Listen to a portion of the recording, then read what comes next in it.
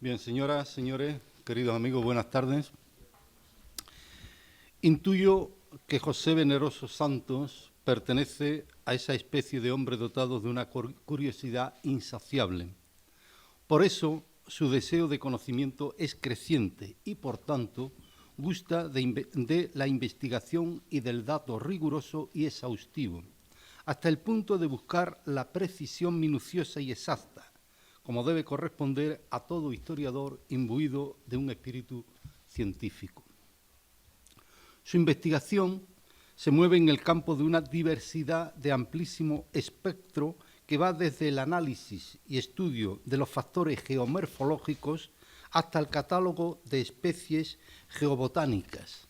pasando por el examen de la filología y la toponimia, la climatología, la economía, el comercio y las migraciones, las formas de ocupación y asentamiento, la navegación y el urbanismo, la numismática y la arqueología, la antropología y la sociología, la táctica y la estrategia militar. Y, por supuesto, además de otros muchos campos del saber, el examen, estudio y discernimiento de las fuentes documentales, como es ámbito del afán explicativo y totalizador de la historia que pretende explicar el mundo en su totalidad. Por tanto, cabe definir su obra como enciclopédica, y así debe ser leída y consultada. Es tan vasta que, aparte de ser leída por el placer que desvela la información de tantos conocimientos, puede también ser consultada según la entrada o epígrafe que busquemos, y siempre hallaremos respuesta completa y satisfactoria. José Veneroso obtuvo hace un año el grado de doctor con la defensa de una tesis titulada «Una revisión de la entrada de los árabes bereberes en la península ibérica en 711, la batalla del río Guadarranque y sus consecuencias inmediatas». Una tesis que, en latencia, muestra el potencial de una enorme fecundidad, pues de ella han surgido ya dos libros monumentales. El primero es Guadarranque, julio de 711, la batalla que cambió la historia de España, editado en noviembre de 2023, y su correlato, que es este que nos ocupa hoy, mucho más voluminoso y que lleva por título Invasión y conquista árabo-bereber de la península ibérica en 711, de Guadarranque a Al-Ándalus. En ambas obras se lleva a cabo una reinterpretación de la toponimia, fuentes, documentos y teorías desde la perspectiva única que, como nativo, da el conocimiento especial y singular de la zona del campo de Gibraltar, algo de lo que adolecen los otros investigadores e intérpretes. Y ese conocimiento de los parajes y escenario es lo que le lleva a la formulación de una nueva teoría,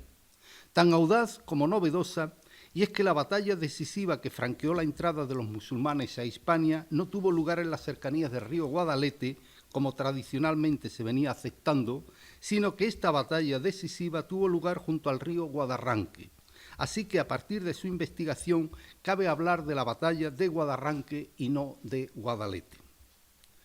Esto viene avalado por esa exhaustiva investigación a la que hemos aludido antes, por el conocimiento in situ de la zona y por una nueva interpretación de la toponimia, además de un hecho irrebatible desde el punto de vista táctico. Ningún estratega incurre en el abandono de la zona que conoce y donde mantiene asegurada su retaguardia para adentrarse en un terreno distante, inexplorado y desconocido, donde sin duda está en desventaja militar. Porque al tener afianzada la retaguardia y su línea de aprovisionamiento con campamentos establecidos en las zonas de Carteia e Iulia Traducta, por si en caso de derrota era necesario emprender una retirada, las tropas árabo-bereberes, en desventaja numérica, deciden esperar a los atacantes visigodos, agrupar sus fuerzas y escoger además la zona de combate que más les favorece. Cualquier otra hipótesis de batalla habría resultado imprudente y temeraria desde un punto de vista táctico-militar. Y esta zona de los diversos combates que quizás se dieron a lo largo de varios días o de una semana es localizada por José Veneroso en el margen izquierdo del río Guadarranque, entre la llamada hoy Estación de San Roque y la Almoraima, en el paraje conocido como el Chapatal, algo que algún día habría de rubricar la arqueología. Ahí es donde se va a llevar a cabo la batalla decisiva que franqueará la ocupación de Hispania por un reducido número de tropas árabo-bereberes, en un tiempo bastante corto, no más allá de 3 años, y siempre con la anuencia, complicidad y ausencia de resistencia de buena parte de la población hispanorromana, que vio en los invasores la posibilidad de liberarse de la agravante carga impositiva que el régimen visigodo estableció como consecuencia de la crisis originada por el cambio de modelo de una sociedad esclavista a una sociedad feudal, lo que en cierta manera debilitó el poder centralizado, fortaleció las mesnadas y banderías señoriales y sumió al Estado visigodo en una serie de guerras internas que le incapacitó para enfrentar a un enemigo unido, potenciado ideológicamente y a la búsqueda de tierras fértiles en el ámbito de una economía agropecuaria.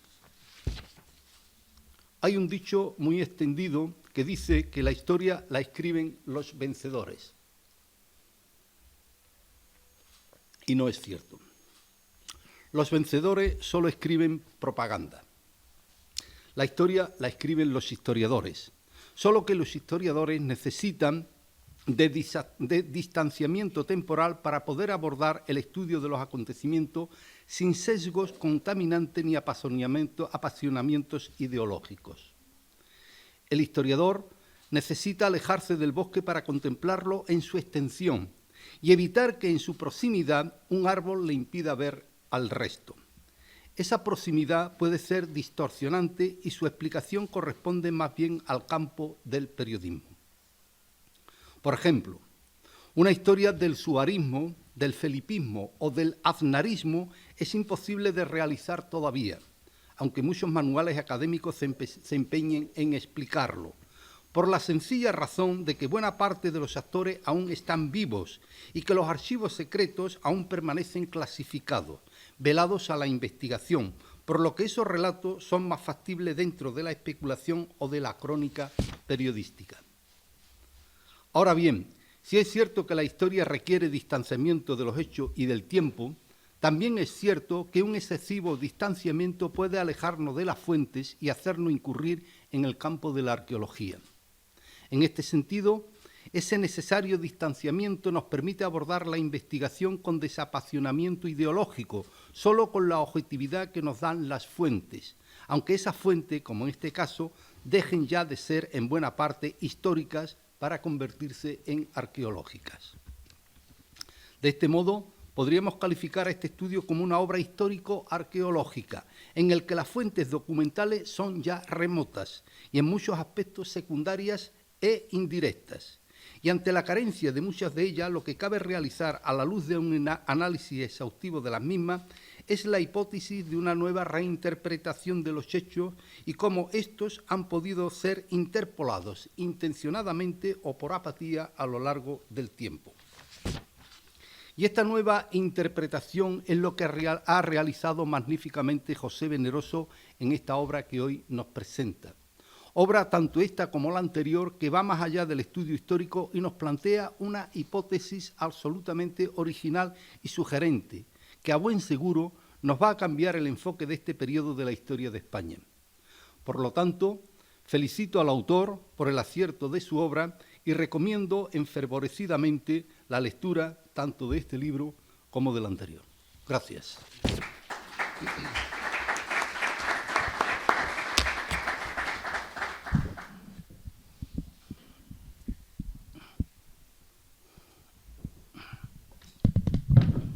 Bueno, pues en primer lugar, muchísimas gracias, Pepe, por tus amables palabras. Buenas tardes. En primer lugar, quiero agradecer la buena predisposición que he encontrado para la presentación de este libro en la Biblioteca de San Roque, donde se me ha concedido todo tipo de facilidades. Agradezco a Santi en particular y a la Delegación de Biblioteca y Fernando Vega, en la persona de Fernando Vega, de nuestra ciudad, que la realización de este acto haya sido posible, porque tenía sumo interés en que se realizase aquí, porque gran parte de lo investigado tiene por escenario el término municipal de San Roque. Tengo que señalar que este libro, en realidad la realización de esta tesis doctoral no ha sido fácil y me ha llevado bastantes años. Una investigación en la que se realiza un examen exhaustivo, como ha dicho Pepe, de todas las fuentes disponibles y que tratan sobre la cuestión y sobre todo un trabajo de campo que siempre es importante en toda investigación, pero que en este caso en concreto pues, ha resultado ser indispensable. La llegada del Islam a la península ibérica, en lo que sería una etapa más de su expansión, fue uno de los acontecimientos más destacados en la Edad Media, marcando el devenir histórico peninsular y al quedar establecido una posición dominante en esta zona, también el de gran parte de Europa Occidental. Además, al convertirse la península en frontera entre el mundo cristiano y musulmán, condición sustancialmente importante del medievo hispano, el Islam adquirió unas características propias que propiciaron el origen de una nueva entidad político-militar, socioeconómica y religioso-cultural conocida como Al-Ándalus. Muy bien.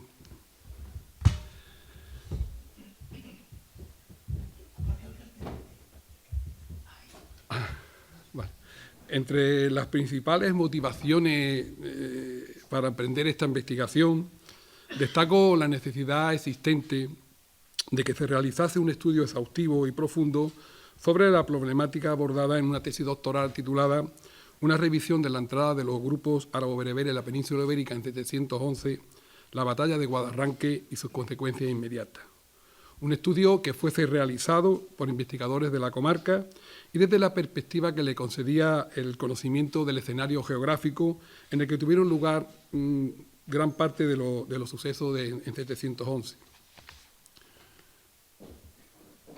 El planteamiento no debía residir ni ser confiado exclusivamente a la obtención de nuevos datos procedentes de los textos, sino que creían más importante examinar, ordenar y ahondar en los que ya se poseían, apoyándome en otros registros, principalmente los arqueológicos, los toponímicos, lingüísticos, numismáticos, artísticos o estadísticos, enlazándolos siempre que fuese posible con otras parcelas de la investigación.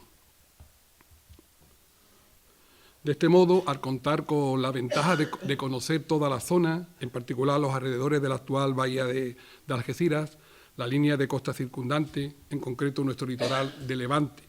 y una parte importante del espacio que ocupa el Parque de los Alcornocales, la identificación de muchos topónimos que aparecían en las fuentes documentales pasó a ser una prioridad. Y a partir de la información extraída y de su cotejo con el material que ya poseía, comencé a desarrollar mi planteamiento y a articular una propuesta que en muchos aspectos proponía una explicación de los hechos diferentes a la hasta entonces comúnmente admitida. La valoración e interpretación personal han servido de verdaderos impulsores para dinamizar el estudio, en este caso de la historia de Al-Ándalus en sus más diversos aspectos y más en concreto en lo que se refiere al complejo proceso de la entrada de los árabo-bereberes en la península. La citada tesis tenía una intencionalidad clara y precisa que se concreta básicamente en dos pautas seguidas u objetivos a alcanzar en la investigación. En primer lugar, tratar de constatar, en la medida de lo posible, la veracidad, la certeza y el rigor histórico de la información que se posee mediante un pormenorizado examen, algo que, en mi opinión, aún no se había realizado de forma adecuada y suficiente. Y, en segundo lugar, dar respuesta a una serie de cuestiones que, a pesar de los estudios efectuados hasta la fecha, estaban, a mi juicio, pendientes de resolver. Entendía que la historiografía referente al estudio de los comienzos de Al-Ándalus evidenciaba todavía importantes lagunas cognitivas, pero sobre todo era necesario realizar algunas reflexiones en torno a una serie de argumentos, sucesos, datos, afirmaciones que con frecuencia, partiendo de premisas equivocadas, habían quedado fijados a lo largo de los años, dando por válidas muchas apreciaciones y explicaciones que no compartía al estimarlas incorrectas. Por otro lado, existían varias líneas de investigación que creía que no habían sido exploradas de forma suficiente en cuestiones tan importantes como eran, entre otras, las relaciones presentes en el área del Estrecho, la situación en que se encontraban los alrededores de la bahía de Algeciras y zonas colindantes, los núcleos poblacionales que aparecían en el espacio estudiado y el proceso de ruralización todavía en curso que se produce cuando se producen los sucesos, las características geográficas y bioclimáticas de la zona que condicionaron el paso del Estrecho, las embarcaciones utilizadas, el orden y el desarrollo secuencial de los acontecimientos, los principales escenarios de las acciones, concretamente de los embarques y desembarques de las tropas y del enfrentamiento entre Tari Ben Sillá y Rodrigo, del que di cuenta en la monografía publicada hace unos meses titulada Guadarranque, julio de 711, la batalla que cambió la historia de España. Además, la dinámica operativa y la composición y cuantía de los ejércitos enfrentados, los itinerarios seguidos por el citado Tariq y Musa ben Nusayr y los motivos de su elección, las pautas de asentamiento seguidas, los primeros repartos y el modo en que los conquistadores accedieron a la tierra, determinados aspectos sociales de los grupos bereberes, las consecuencias políticas derivadas de la derrota visigoda o la propia dinámica en sí de la conquista de Hispania. También me parecía insuficiente hasta el momento la utilización de una serie de recursos y técnicas de investigación en cuanto a la metodología empleada sobre esta temática, como la toponimia, la arqueología espacial o la numismática. Consideraba que este proceso debía ir acompañado de un renovado estudio partiendo de proposiciones distintas a las efectuadas y desde otros enfoques, interpretando y retocando algunos aspectos y razonamientos muy extendidos y admitidos en lo que la consulta y el estudio, mediante la realización de un análisis exhaustivo, riguroso y preciso de la fuente más antigua y coetánea, eran fundamentales. Asimismo, estimaba que las investigaciones acometidas por gran parte de los especialistas de época tardoantigua y medieval, y sobre todo de los arabistas, adolecían de la necesaria apreciación cohesionada de lo acontecido y de una imprescindible visión de conjunto. Aparecían estas investigaciones a menudo parceladas y fragmentadas, y por lo tanto en muchos aspectos desconectadas y muy acotadas, tanto en lo espacial como en lo temporal, lo que impedía profundizar en su conocimiento. Por esta razón, se ha releído un gran número de las fuentes disponibles, confrontando las distintas traducciones realizadas hasta la fecha, y me he apoyado en diversos trabajos publicados acerca de este tema que han servido de soporte para analizar y resolver los problemas planteados inicialmente y otros que fueron surgiendo conforme avanzaba en la investigación. En este sentido, me considero deudor de forma particular de los trabajos de Pedro Chalmeta y de Pierre Guichard, pues sus investigaciones son piezas angulares en esta investigación.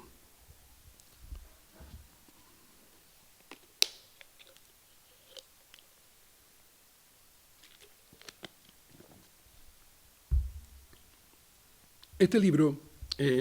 ha sido estructurado en 4 extensas partes o bloques, bloques temáticos, además del índice, un magnífico prólogo escrito por mi amigo Manuel López, que es presente en la sala, la introducción, las conclusiones, las fuentes y la bibliografía consultada. No voy a extenderme entrando en detalle sobre la estructura del libro porque puede resultar algo aburrido, pero sí me gustaría al menos destacar que en la introducción aparecen varios apartados como la presentación, agradecimiento, objetivos y metodología, estado de la cuestión y un preámbulo. En la primera parte expongo en líneas generales las dificultades que aparecen a la hora de trabajar con las fuentes árabes y los factores y aspectos que deben ser tenidos en cuenta en la entrada de los árabo-bereberes. Se repasa también la crisis que padecía el Estado visigodo, describiendo la situación existente en el entorno de la bahía en el tránsito del siglo VII al VIII, y algo que considero fundamental para entender y razonar lo sucedido, la descripción del entorno geográfico. En la segunda parte se trata de forma pormenorizada todo lo referente al proceso invasor y conquistador, haciendo alusión a la incursión de Tari Ben Malif de 710, preludio de lo que habría de acontecer, y a la invasión y conquista de los grupos bereberes de Tari Ben Sillá en la península en 711. La tercera parte se repasa el enfrentamiento entre bereberes y visigodos, centrándome en la batalla de Guadarranque, por supuesto de forma más escueta, ya que la monografía citada anteriormente da buena cuenta de este suceso, como habréis podido comprobar los que se han acercado a esta obra. En la cuarta y última parte describo las consecuencias de esta batalla, entrando en su valoración y sopesando el significado y las repercusiones que pronto y de forma progresiva tuvieron esos sucesos, y que en un breve espacio de tiempo hizo posible la aparición de una nueva entidad. Tal es así que sostengo que los primeros pasos de Al-Ándalus tuvieron lugar en nuestra zona, por lo que su origen se encuentra sin duda en el entorno de la bahía. En este apartado, además, me detengo por su importancia posterior en analizar el intento del frustrado proyecto político de los Ben Nusayr. Asimismo, repaso con detenimiento el proceso o los procesos de adaptación al medio, la aparición del Estado neomeya andalusí y la transición de lo rural a lo urbano, en lo que progresivamente será un Estado cada vez más urbanizado y en el que el mercado será sin duda el referente urbano de esta nueva sociedad. Por último, se ofrecen unas extensas conclusiones alcanzadas en esta investigación y que aparecen condensadas en 80 puntos. Al mismo tiempo, se lanzan varias propuestas, mejor dicho, para investigaciones venideras, dejando abiertas diversas líneas de investigación. Además, aparece una amplia bibliografía a la que le concedo una gran importancia, puesto que debe servir como punto de arranque de nuevas investigaciones o para facilitar futuras investigaciones, cuestión que considero fundamental e indispensable. Bien, me parece interesante hacer referencia a algunas de las cuestiones tratadas en esta investigación, entre las que destaco la siguiente. El trabajo de campo realizado, cotejando lo conocido a través de las fuentes con lo que todavía puede ser observado e identificado sobre el terreno, me ha conducido a confirmar que gran parte de los errores más frecuentes de los investigadores que han abordado este tema es consecuencia de un escaso conocimiento de la geografía y la toponimia de la zona en que tuvieron lugar los hechos. La llegada de los grupos árabo-bereberes a la península representó en la zona norte del estrecho un nexo entre el mundo tardo-antiguo y el alto medieval. La invasión de España hay que incluirla en la segunda ola de conquista que provocó el desplazamiento de tribus bereberes por tierras norteafricanas en dirección este-oeste, generando un movimiento migratorio que afectó a la península. La conquista y el posterior dominio musulmán de la península tuvo como principal consecuencia la desaparición del reino visigodo de Toledo y la aparición de Al-Ándalus, una nueva formación originada por la entrada en contacto de dos sociedades, la visigoda, cristiana y con una organización de raíces jurídicas germanas y romanas, y la andalusí, musulmana y continuadora del régimen omeya.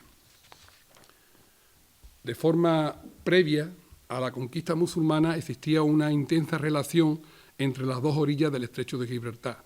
tanto en el plano económico como en el político-militar.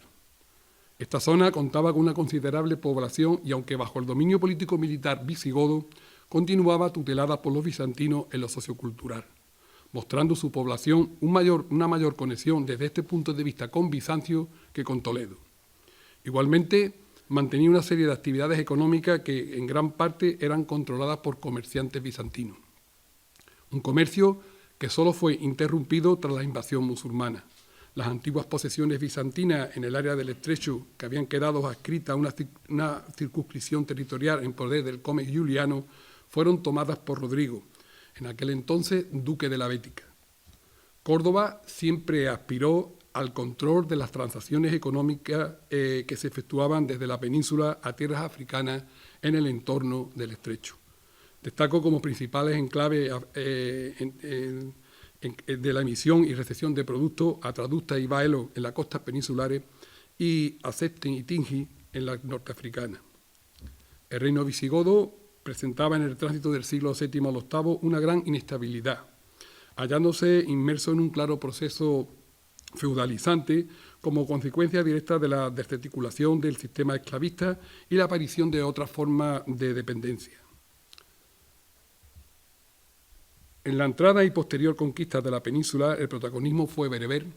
y su artífice Tari Ben Siyá, de tal manera que étnicamente fue una invasión norteafricana, aspecto que condicionó el origen de Al-Ándalus. Coinciden en esta conquista una serie de factores locales y ajenos a las órdenes califales, como la participación en la incursión de tanteo de 710 de Tarif Ben Malí y también del conocido en la fuente como Conde Julián. Solo con la llegada de Musa Ben Nusay en 712, en lo que yo considero la campaña oficial, se materializó el control y el dominio árabe de las tierras conquistadas, reconduciéndose el inicial protagonismo bereber. La conquista de Hispania no fue una acción improvisada, como lo atestigua, entre otras pruebas, la emisión con anterioridad de fulus, con leyendas bilingües alusivas a la Guerra Santa, destinada a financiar la campaña, de la que ha sido localizada una pieza en los alrededores del Cortijo Grande de Guadarranque, y que aparece aquí en la imagen que tenéis expuesta, y también la contraportada del libro. El proceso de arabización e islamización de los grupos bereberes estaba en fase de desarrollo cuando se produjo la conquista, y he de destacar que en ese momento todavía desconocían la lengua árabe. De hecho, gran parte de las tropas de Táriq usaba como lengua vehicular el afrorrománico, un dialecto del latín, lo que facilitó el dominio de las tierras peninsulares. En la ocupación de la península coinciden varios procesos paralelos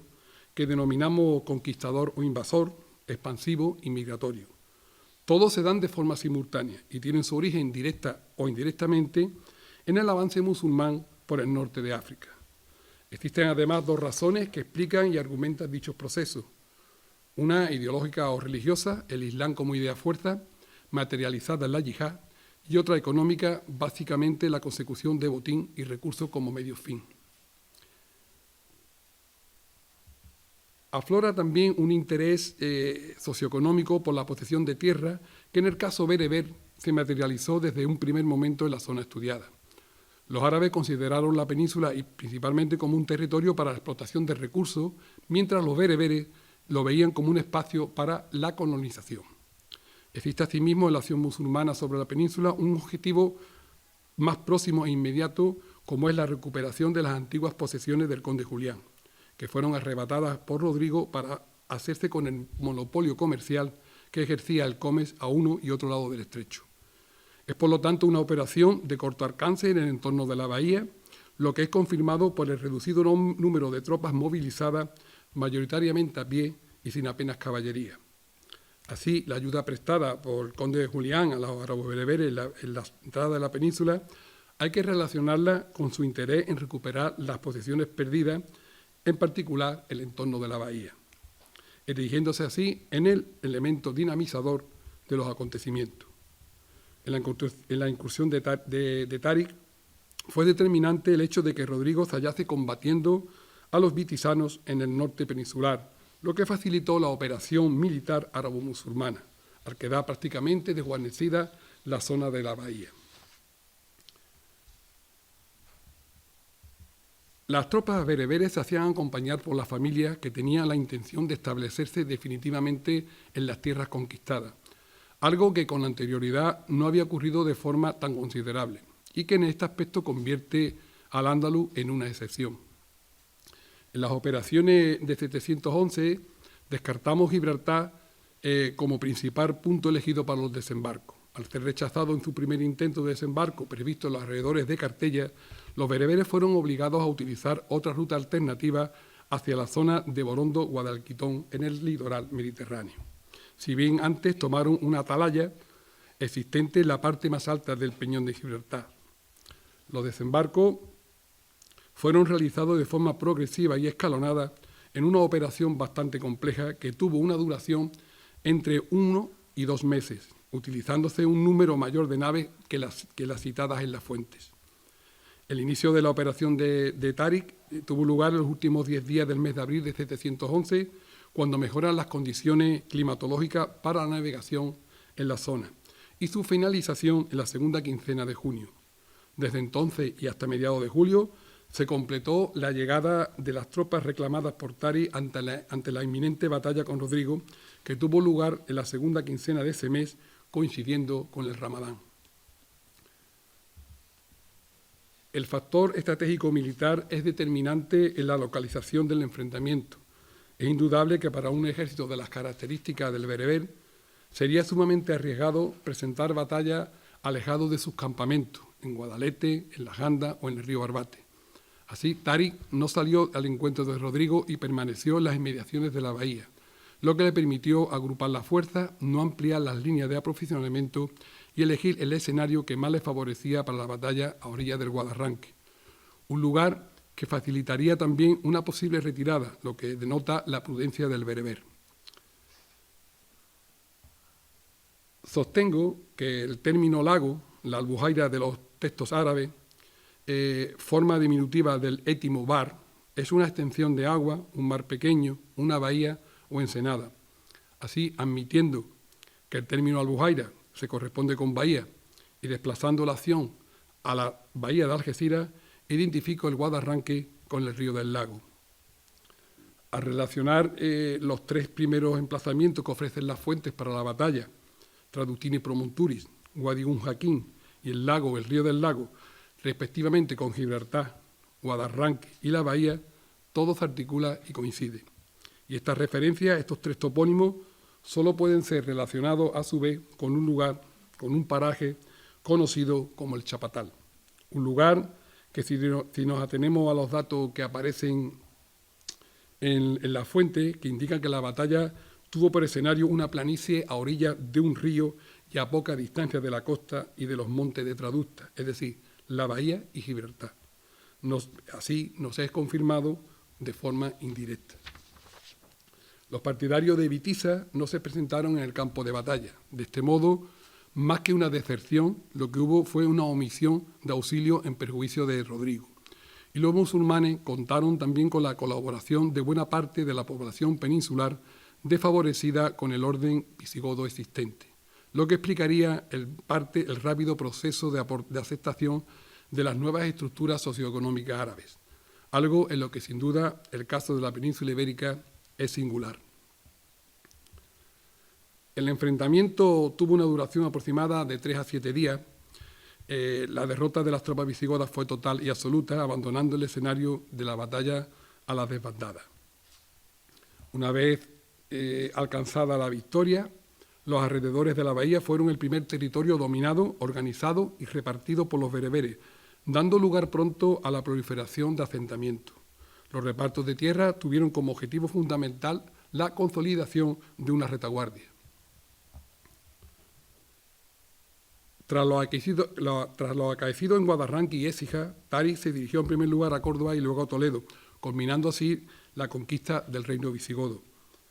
Considero fundamental la determinación de los itinerarios seguidos por Táriq y Musa porque muestran la distinta visión que tenían los dos de cómo efectuar la conquista de Hispania.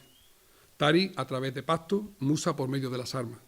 Ambos incumplieron el precepto de reserva del Yum para el Estado y vincularon sus tropas al espacio conquistado mediante repartos de tierra que aseguraban su control. Pero dicho reparto se realizó de forma irregular y nunca sería completado. Al rendir obediencia a Táriq a Musa en Almaraz, finaliza lo que hasta ese momento había sido una conquista bereber, retomando el árabe las directrices políticas califales. Este desencuentro escenifica la rivalidad existente entre bereberes y árabes. En Damasco existía una gran desconfianza hacia los Banu Nusay, justificada en principio por proceder de Musa, pero porque nunca antes un amir o walí había cedido su cargo de forma personal a uno de sus hijos. Fue acusado de instaurar en la península una wilaya independiente, una provincia independiente, lo que fue considerado un acto de reverdía. Su intención iba más allá, el reconocimiento de Al-Ándalus como un emirato de conquista, por lo que llegó a acuñar moneda en la que no aparecía el nombre del califa y sí distintas epigrafías en latín. Incluso, como las antes señaladas, los fulus, aparecía su propio nombre. Abdelaziz, con la complicidad de su esposa Gilo, viuda del rey Rodrigo, mantuvo la misma postura que su padre, no acatando las directrices califales y acuñando moneda propia, siendo su gobierno el primer intento firme de separación del nuevo territorio conquistado en Occidente. Inicialmente, en la conquista y posterior dominio de la península, primó para los árabes una finalidad recaudatoria. Luego, y de forma progresiva, surgió el interés por la tierra procediéndose a una redistribución de propiedades visigodas. Los bereberes buscaron fundamentalmente unas tierras en las que asentarse e implantar su sistema socioeconómico, proyectando el modelo clánico-tribal bereber sobre el espacio, algo que es esencial para entender el posterior desarrollo del Estado andalusí. En Al-Ándalus, el sistema segmentario árabe-musulmán se hizo más complejo, ya que a los modelos basados en las relaciones de consanguinidad se unieron los territoriales, surgiendo una base vecinal, aspecto que se convirtió en un signo distintivo de la nueva sociedad andalusí. El modelo de producción implantado en la península, que denomino tributario mercantil andalusí, se vio afectado por algunas características propias occidentales, como la propiedad privada y el auge del mundo urbano. Este modelo identifica al Al-Ándalus como una sociedad sin señores, en la que destacan dos rasgos importantes: la estructura tribal y el propio sistema tributario establecido. Asimismo, concluyo que Al-Ándalus, tal como dije antes, dio sus primeros pasos en lo que se refiere al ejercicio del poder y a la organización en la zona de la actual bahía de Algeciras, hecho que hasta ahora no había sido tampoco considerado. Para ir finalizando, diré que para avanzar en este estudio es indispensable profundizar en la investigación del mundo rural andalusí, sobre todo en esta zona. Creo que a partir de esta investigación será necesario contextualizar los hechos acaecidos con la llegada de los grupos árabo-bereberes, teniendo en cuenta tanto el marco geográfico que ha quedado fijado en esta investigación, como, lógicamente, las condicionantes climáticos que les afectan. Son muchas las tareas pendientes que complementarían esta investigación, que ya adelanto que en muchas de ellas estoy trabajando, como la elaboración de un mapa étnico que aclare la proyección tribal bereber en la zona estudiada, la localización de nuevos asentamientos bereberes, en particular los alrededores del arco de la bahía de Algeciras,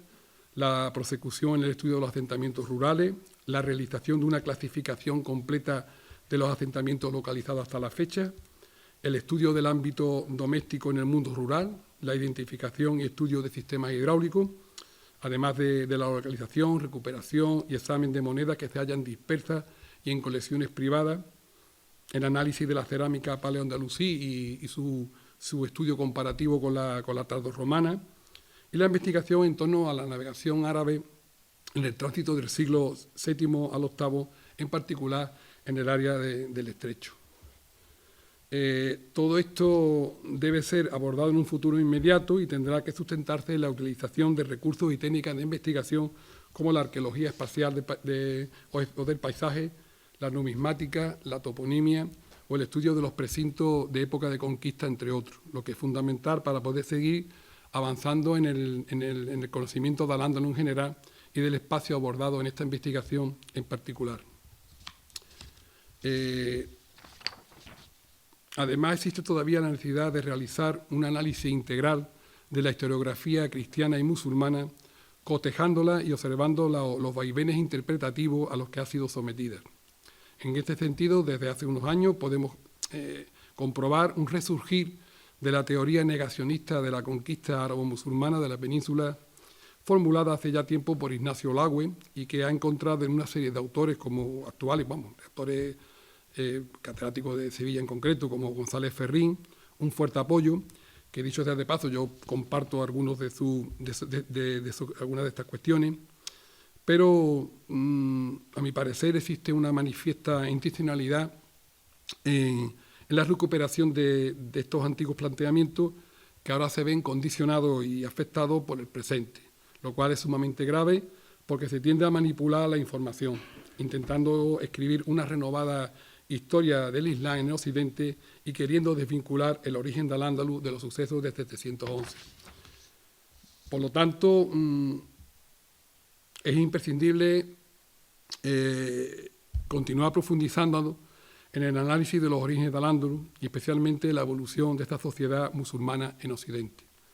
Asistimos a un mundo globalizado en el que tienen lugar procesos migratorios de importancia creciente, en concreto los provenientes del continente africano, que son una consecuencia de la dinámica geopolítica de los pueblos norteafricanos y que tienen en el Estrecho de Gibraltar su centro neurálgico. Estos movimientos se ven afectados por los acontecimientos políticos, sociales, económicos y culturales que están desarrollándose en distintas partes del planeta. Ya nadie puede pensar en un mundo de unidades político-sociales y económicas aisladas. Por esta razón, principalmente, en los últimos años, estos procesos migratorios han incrementado el interés por el conocimiento del mundo islámico occidental, un mundo al que hasta ahora la opinión pública había prestado una escasa atención, a excepción quizá de los aspectos más propiamente culturales y que solo interesaba a un grupo de intelectuales. También se ha acrecentado el rechazo entre las sociedades cristianas y musulmanas, apareciendo unas relaciones tensionadas, materializándose la fricción en varios escenarios internacionales donde las políticas supremacistas y xenófobas vuelven a reaparecer con más fuerza. La interculturalidad, tan anhelada en tiempos pasados, ha dejado paso a otros planteamientos más radicales y antagónicos. Por último, considero que todavía queda un largo camino por recorrer en el estudio de la historia de Al-Ándalus, de forma que es posible de la existencia de fuentes inéditas aún por localizar, fundamentalmente en archivos del actual Reino de Marruecos. Igualmente, cabe una revisión y reinterpretación de algunas de las fuentes conocidas, similar a la que he realizado con las relativas a los primeros momentos de la invasión y conquista de la península ibérica, así como de todo lo que desde una perspectiva socioeconómica concierne a este asunto. Pues nada más, muchísimas gracias.